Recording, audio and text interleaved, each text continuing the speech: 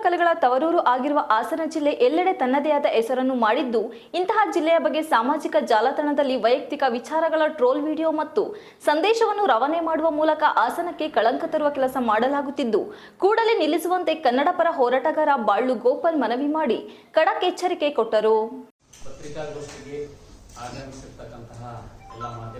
ಪತ್ರಿಕಾಗೋಷ್ಠಿಯಲ್ಲಿ ಶುಕ್ರವಾರ ಮಾತನಾಡಿ, ಹಾಸನದ ಹೆಣ್ಣು ಮಕ್ಕಳ ಬಗ್ಗೆ ತೇಜೋವಧೆ ಮಾಡುವ ಮೂಲಕ ರಾಜ್ಯ ಮತ್ತು ರಾಷ್ಟ್ರ ಮಟ್ಟದಲ್ಲಿ ಕೆಟ್ಟದಾಗಿ ಮಾತನಾಡುವ ಪರಿಸ್ಥಿತಿ ನಿರ್ಮಾಣವಾಗಿದೆ. ಜೊತೆಗೆ ಸಾಮಾಜಿಕ ಜಾಲತಾಣಗಳಲ್ಲಿ ಕೂಡ ಹಾಸನ ಜಿಲ್ಲೆಯ ಬಗ್ಗೆ ಅಪಪ್ರಚಾರ ಆಗುತ್ತಿದ್ದು, ಅದನ್ನು ಕೂಡಲೇ ನಿಲ್ಲಿಸಬೇಕು ಎಂದು ಒತ್ತಾಯಿಸಿದರು. ಶಿಲ್ಪಕಲೆಗಳ ತವರೂರು ಆಗಿರುವ ಹಾಸನ ಜಿಲ್ಲೆ ರಾಜ್ಯ ಮತ್ತು ರಾಷ್ಟ್ರ ಮಟ್ಟದಲ್ಲಿ ತನ್ನದೇ ಆದ ಕೊಡುಗೆ ನೀಡಿದೆ.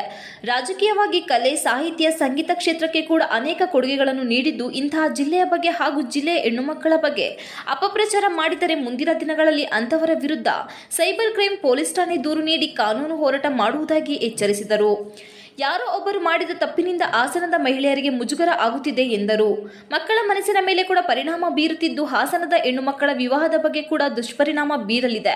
ಇದನ್ನೆಲ್ಲ ಗಮನದಲ್ಲಿ ಇಟ್ಟುಕೊಂಡು ಹಾಸನ ಜಿಲ್ಲೆಯ ವಿರುದ್ಧ ಟ್ರೋಲ್ ಮಾಡುವುದು ಜೊತೆಗೆ ಅಪಮಾನ ಮಾಡುವ ಕೆಲಸವನ್ನು ಕೂಡಲೇ ನಿಲ್ಲಿಸಬೇಕು ಎಂದು ಕೋರಿದರು. ದಲಿತ ಮುಖಂಡರಾದ ನಾಗರಾಜು ಹೆತ್ತೂರ್ ಮಾತನಾಡಿ, ಹೆಣ್ಣು ಮಕ್ಕಳ ಬಗ್ಗೆ ಅಪಪ್ರಚಾರ ಮಾಡಿ ಹಾಸನದಲ್ಲಿ ಏನೋ ನಡೆಯುತ್ತಿದೆ ಎಂದು ಒಂದು ಕೆಟ್ಟ ಸುದ್ದಿಯನ್ನು ಹರಡಲಾಗುತ್ತಿದೆ. ಇಲ್ಲಿನ ಮಹಿಳೆಯರ ಬಗ್ಗೆ ಬಹಳ ಕೇವಲವಾಗಿ ಮಾತನಾಡುವ ಪರಿಸ್ಥಿತಿ ನಿರ್ಮಾಣ ಮಾಡಲಾಗುತ್ತಿದೆ. ಈ ಜಿಲ್ಲೆಯ ಅನೇಕ ಸಾಹಿತಿಗಳನ್ನು ಕೊಟ್ಟು ಉನ್ನತ ಶಿಖರಕ್ಕೆ ಕೊಂಡೊಯ್ದಿದೆ. ಆದರೆ ಈಗ ರಾಷ್ಟ್ರೀಯ ಮತ್ತು ಅಂತಾರಾಷ್ಟ್ರೀಯ ಮಟ್ಟದಲ್ಲಿ ಇಲ್ಲಿನ ಮಹಿಳೆಯರ ಬಗ್ಗೆ ಕೇವಲವಾಗಿ ಮಾತನಾಡುವ ಪರಿಸ್ಥಿತಿಗೆ ತರಲಾಗುತ್ತಿದೆ ಎಂದು ಆತಂಕ ವ್ಯಕ್ತಪಡಿಸಿದರು.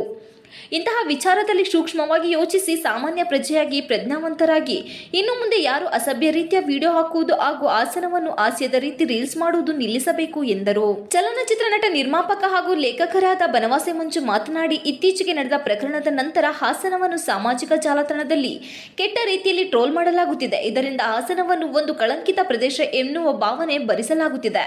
ಹಾಸನದಿಂದ ಎಲ್ಲೇ ಹೋದರೂ ಊರ ಹೆಸರು ಹೇಳಿದರೆ ಜನರು ಗುರುತಿಸುತ್ತಾರೆ. ಈ ಪ್ರಕರಣವಾದ ನಂತರ ಬೇರೆಯವರಿಗೆ ಮಾನವೀಯತೆ ಇರುವವರಿಗೆ ಬೇಸರವಾಗಿ ತಲೆ ತಗ್ಗಿಸುವ ಪರಿಸ್ಥಿತಿ ಬಂದಿದೆ ಎಂದರು. ಇಂತಹ ಕೇಸು ನಡೆದಾಗ ಜಾಲತಾಣದಲ್ಲಿ ಬೇಗ ಪ್ರತಿಕ್ರಿಯೆ ಕೊಡುತ್ತಾರೆ. ಜಿಲ್ಲೆಯ ಹೆಣ್ಣು ಮಕ್ಕಳು ಮುಜುಗರವಾಗುವ ಹಾಸ್ಯದ ರೀತಿ ಹಾಸನವನ್ನು ಕಡೆಗಣಿಸಿ ವಿಡಿಯೋ ಮಾಡಬೇಡಿ ಎಂದು ಮನವಿ ಮಾಡಿದರು. ಈ ವಿಡಿಯೋ ವಿಚಾರವಾಗಿ ಎಸ್ಐಟಿಗೆ ಹೋಗಿದೆ. ಕಾನೂನು ಪ್ರಕಾರ ತನಿಖೆ ನಡೆಯಲಿದೆ. ಈ ಪ್ರಕರಣ ಇಟ್ಟುಕೊಂಡು ಹಾಸನದ ಹೆಸರು ಕೆಡಿಸಬೇಡಿ. ಮುಂದೆ ಯಾರಾದರೂ ಸಾಮಾಜಿಕ ಜಾಲತಾಣದಲ್ಲಿ ಕಿಡಿಗೇಡಿ ಘಟನೆ ಕಂಡು ಬಂದರೆ ಸೈಬರ್ ಕ್ರೈಂ ಇಲಾಖೆಗೆ ದೂರು ದಾಖಲಿಸುವುದಾಗಿ ಎಚ್ಚರಿಸಿದರು. ಜಿಲ್ಲಾ ಕನ್ನಡ ಸಾಹಿತ್ಯ ಪರಿಷತ್ತು ಗೌರವ ಕಾರ್ಯದರ್ಶಿ ಬೊಮ್ಮೇಗೌಡ ಮಾತನಾಡಿ, ಎಲ್ಲರ ಮನೆಯಲ್ಲೂ ಕೂಡ ಹೆಣ್ಣು ಮಕ್ಕಳಿದ್ದು ಸಾಮಾಜಿಕ ಜಾಲತಾಣದಲ್ಲಿ ಮುಜುಗರ ತರುವಂತಹ ಸಂದರ್ಭವನ್ನು ಯಾರೂ ತರಬೇಡಿ. ಹಾಸನ ಜಿಲ್ಲೆ ಮರ್ಯಾದೆಯನ್ನು ಕಳೆಯಬೇಡಿ ಎಂದು ಮನವಿ ಮಾಡಿದರು. ಸಹಕರಿಸಬೇಕು ಅಂತ ಹೇಳಿ ಮನವಿ ಮಾಡ್ತೇನೆ.